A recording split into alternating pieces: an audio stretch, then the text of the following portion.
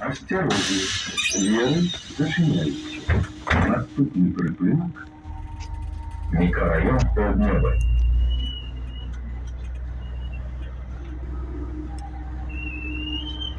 Адмаўленне пассажира выконваць патрабаванні па правілах аўтамабільных перавозак пассажираў з'яўляецца падставай для спынення праезду ў аўтобусе.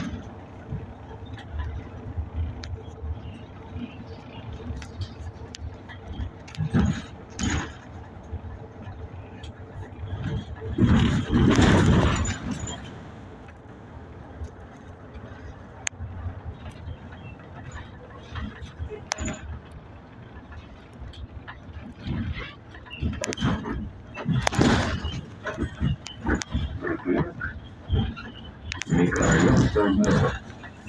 Наступний припинок – вулиця Вишневая. Маршрут номер 6. Осторожно.